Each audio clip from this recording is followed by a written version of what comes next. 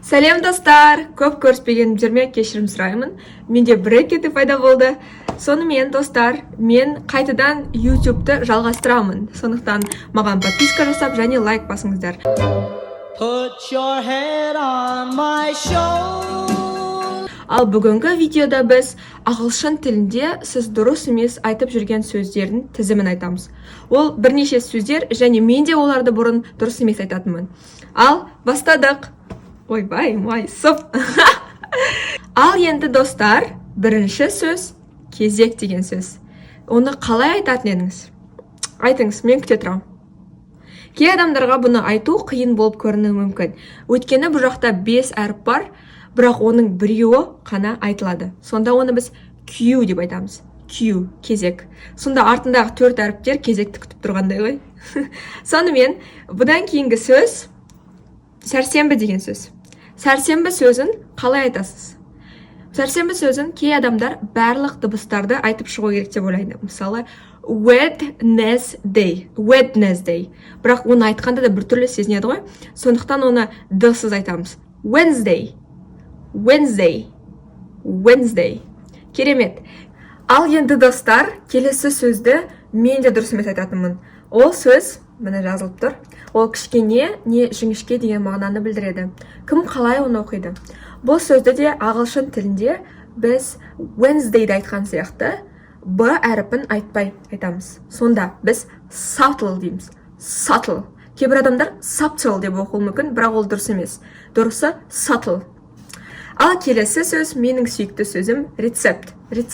Бізде бұл сөз қазақшада да, орысшада да бар болғандықтан, кейбір кезде біз оны қазақшалап айтып кетуіміз мүмкін. Бірақ ағылшындар ол сөзді recipe деп оқиды. Recipe.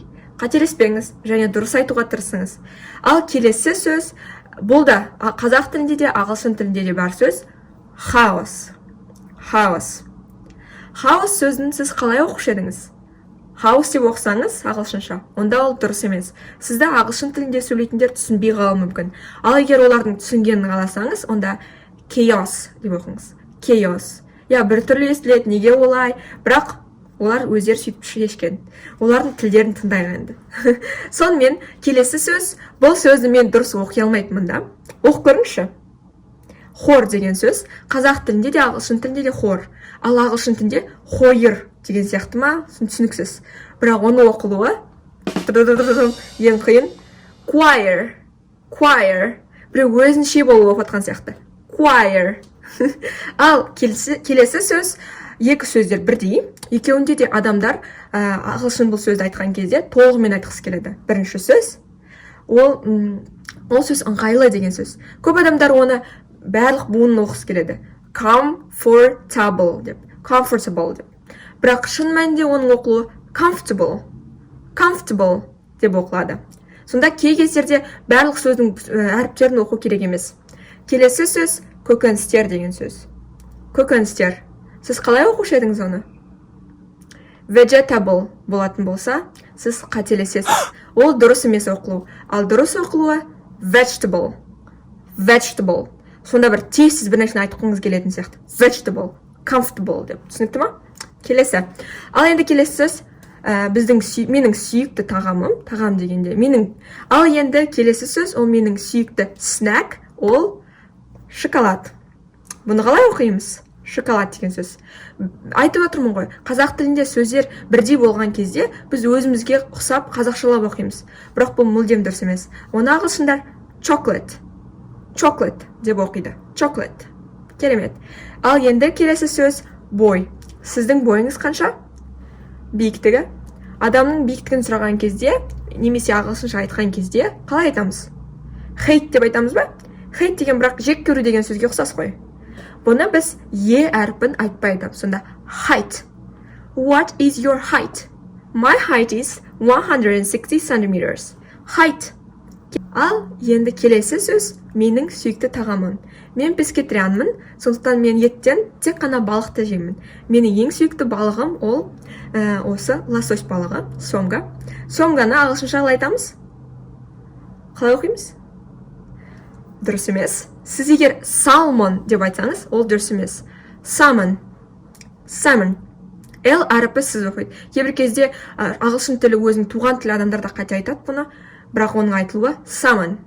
Дұрыс айтқыңыз келсе әрине. Келесі сөз миндаль. Орехтарға. Миндаль. Оны қалай айтамыз? Almond? Жоқ. Almond деп айту дұрыс емес. Оны дұрыс айтуы almond. Almond деп оқылады. Келесі сөз, мен өзімде бұл сөзді дұрыс емес айтқанмын. Өзіңіз оқып көріңіз. Үйде өзіңіз жалғыз көріп жатқан шығарсыз бұл видеоны, сондықтан ұялмай айтыңыз, қалай айтушы едіңіз? Мен бұл сөзді mischievous деп айтатынмын. Mischievous. Бірақ шын мәнінде бұл сөз mischievous. Mischievous деп оқылады. Сонда бұл мен ойлайтынмын 4 mischievous, бірақ шын мәнінде mischievous. 3 тал буын бар сөз бұл.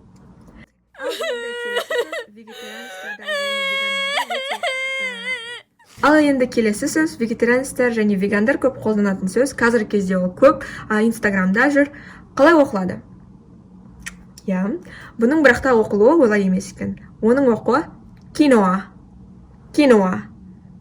Сіз деген өзіңізді бір Англияның королевасы сияқты.